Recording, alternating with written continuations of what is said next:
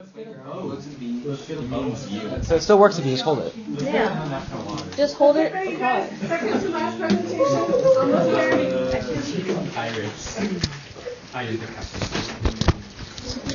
Ready? Yes. Should I go over there? Yeah. Okay, can we start? Okay, we're ready.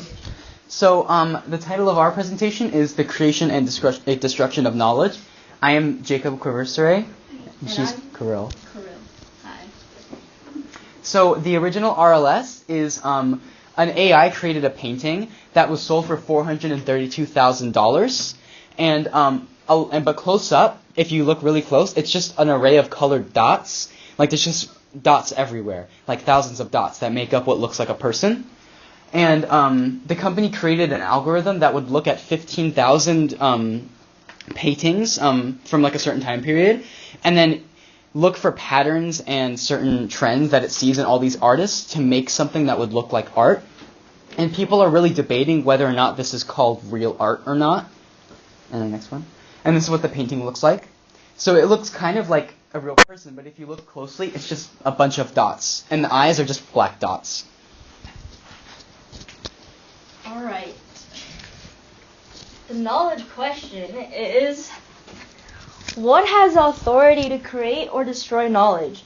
And we got this question because you have the AI that is artificially making artistic knowledge, but technically it's using other artistic knowledge from other artists to make new knowledge. So we got to this question asking, but who has the authority to decide whether it's knowledge or not? And so this is our first development, which is the arts. So the claim. Artificial intelligence cannot create or destroy knowledge. It can only alter existing knowledge. It used the existing knowledge of other artists to create a painting based off what already exists. It never created an actual new piece of knowledge. It just created a sort of composite of all of these other artists' works. And in the RLS to support this is that many modern news websites are using AIs to create news articles in place of journalists. And these AIs use the same sort of method to try to write more like a human. They just look at what trends they can see in other journalists and what other articles look like. But they don't write as like fluidly as humans, so they're only used in like when they need to have an article written really, really fast or really often. They use an AI because they don't write as fluid as humans. And I strongly disagree with you, because every artist uses art from other artists for inspiration, and we call their paintings artistic knowledge.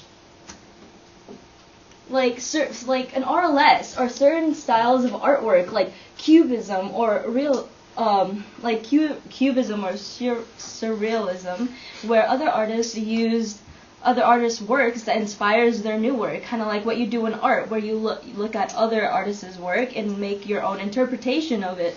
And that is exactly what the AI did. So in this case, it is artistic knowledge.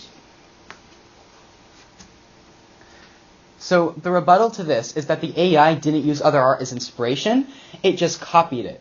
But the reason we can't actually see it as straight copying is because it copied 15,000 paintings at the same time. It took ideas and it ripped them off all at the same time to make something seem like original artwork, but really it was just making a composite of all of these different paintings, which was really just altering existing knowledge. It wasn't creating anything new. And a perspective is from the art seller or the owner of the AI, because they would be more eager to say that the AI art is considered real artistic knowledge because they're trying to sell it, and they would be a lot more open to things being considered art. And then the other perspective from the artist would be that they know what it's like to create art and what is considered art, and in this case, they would have more experience discerning between actual art and forgery, so they would be defensive of their craft and actually state that it is art, and that the AI is stealing artistic styles. So, the mini conclusion is that what really matters is if this AI was creating something genuinely new or if it was ripping something off. And the conclusion is that even though it may look like a new piece of artistic knowledge, it really was just ripping off all of these other artists. And this goes back to the very original RLS with the painting, because it wasn't using art as inspiration, like this painting by Salvador Dali, which is in surrealism. Other artists can use that as inspiration to make a new art, but the AI did not. It just altered existing knowledge, and this also goes for the journalists. The AI journalists are just altering other journalist styles to create an article, but it isn't really art. Moving on to our second development, which is history. And so our first claim is that higher powers or leaders, such as the government, Kim Jong-un, has authority and control over knowledge. And so one of an RLS that supports this is that the extreme censorship in North Korea, where people are actually, where internet connection and media is constricted to only a certain group of people, just like a higher elites, and they're the only ones who receive media, which is kind of like Facebook or like Twitter.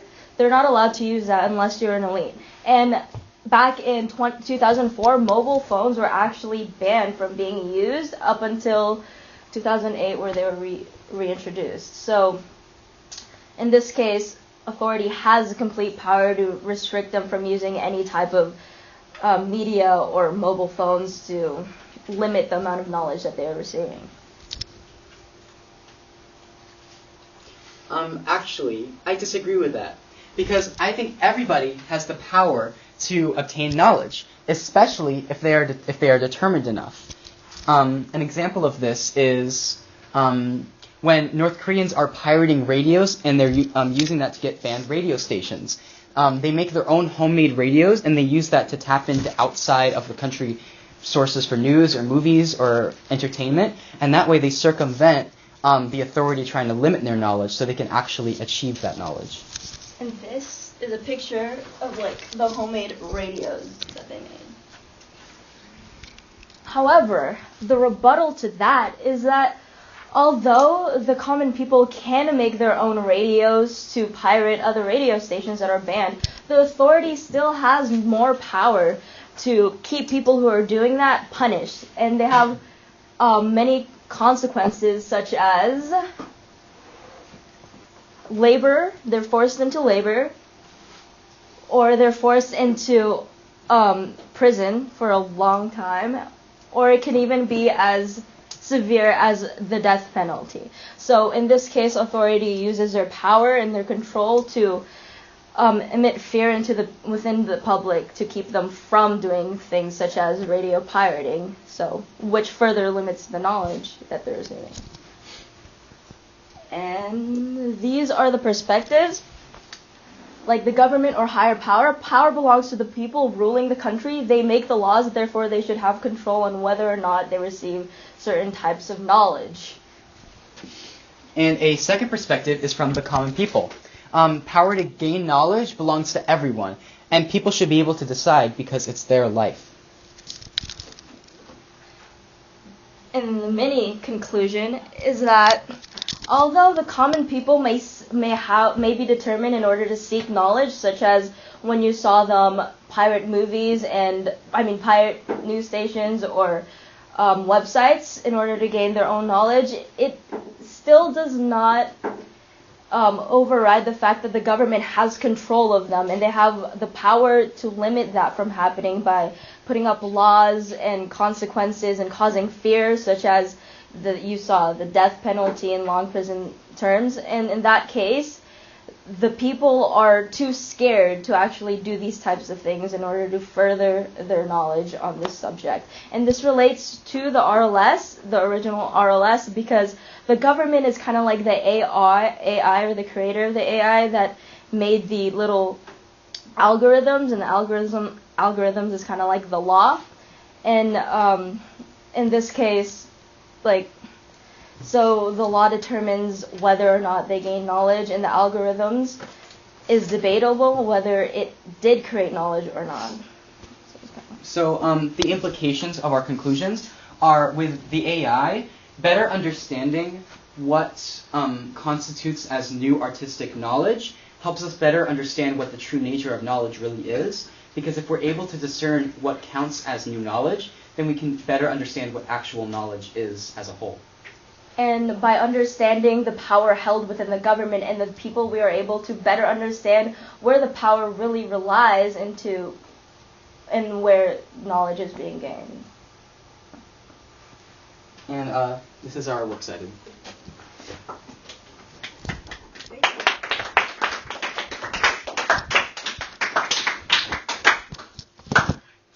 Questions? Huh? Yes, Oh, preguntas.